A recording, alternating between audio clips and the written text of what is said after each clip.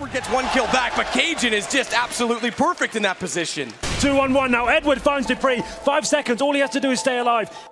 Shouldn't be time to plant here. He can't do it. He went for the op instead. He wants to kill. What? Why is Cajun facing that? What in God's name is he doing? You can see the look on his face. He's realized what he's done. You have to have a strong mentality to be able to compete and stay in the game at this point. Astralis is very new to having that winning mentality, that confidence that we've seen. This is a team in the past. It's the old narrative where they're the chokers, or the guys who can never make it here because they always collapse at some unfortunate moment. Well, they haven't done it. They've bended, but they haven't broken in this event so far. So this is going to be a real battle for them.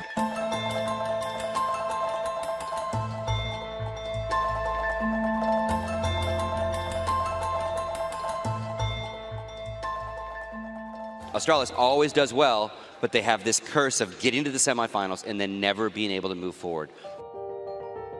They're their own worst enemy, right? When they get to these semifinal games, sometimes they even have a good lead and everything, but something just doesn't click for them. They tend to choke, they tend to break under pressure, they lose the big advantage and just, fall out in the top 4, never seem to make it into the finals of a major, even though all the ingredients are there. It does force Device back because he is tagged up. He's down to 12 HP, but they've already rotated. Device spots one going by. No scope, doesn't hit it. Where's the refrag? He's low, he's on 12. He has to be so careful.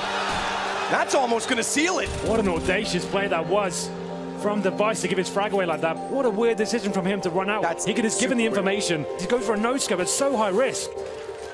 That's a massive round for Astralis to lose, and now we are straight back into this and actually have the lead. For Astralis, a little bit heartbreaking, I can imagine, after what was a extraordinarily promising group stage. They got put into those semi-finals and you thought, this is the chance, this is the opportunity, this is the time that you'd get to see them have that moment, but no.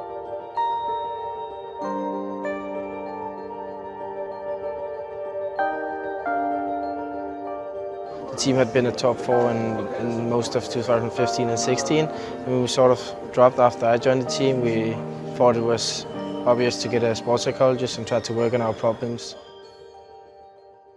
I have said that while Glaive has been important, the introduction of a sports psychologist for Astralis also very important with their history of choking. My name is STELLBERG and I am a sports psychologist from Finland. We really liked her way of thinking and her mentality to how to win. She really helped us with the team spirit and everything, and I think that's what makes us better than most teams right now. Team Astralis, it's a dream client for me. First we started off working with the team spirit. Then of course I do individual work with them because all of them have their strengths and weaknesses as players.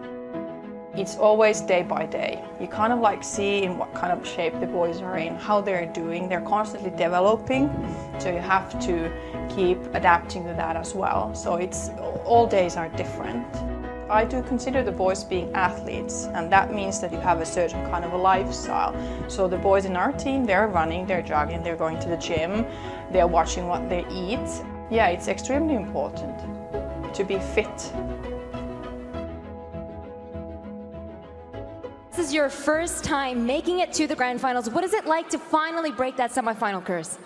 It's amazing. Making it into the final this time shows that the preparation we've done has worked out and that the mindset we have right now is the way to win, so that's super awesome.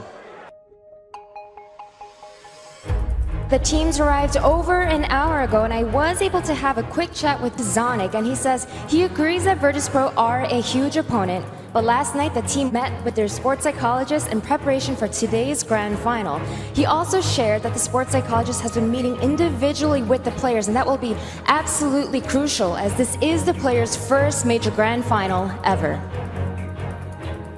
I think she has helped us improve our game, obviously. We're doing really good now, but what she said back when we were around number 15 in the world at that time, she said it's not going to be hard to be number 1, it's going to be hard to stay there. In general, I'm trying to teach them to be mentally more stronger and also how to handle pressure. Getting very tense right now for Astralis. I mean, winning that second map wasn't easy. Did they use all the energy on that one? Do they have what it takes to bring it all the way home?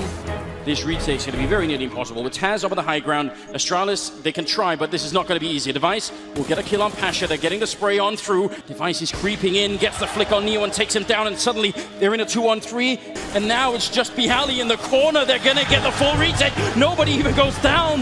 Astralis revitalized here in the 12th round. That is so difficult.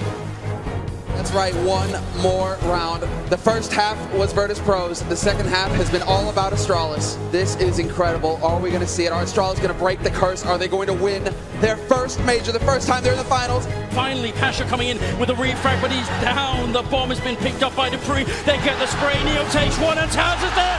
And Astralis, they win the first major championship. 16-14 against Virtus Pro. Unbelievable.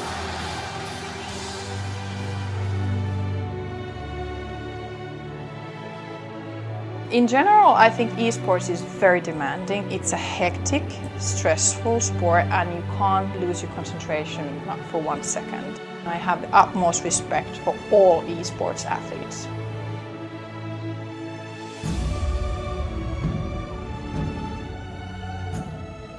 I remember we had a meeting at our office with our sports psychologist and the team, and she was saying that within 2 to 3 months you can probably make the best team in the world. And I remember that the majority of the team was like, nah, that's not going to happen since the level of CS is so high right now.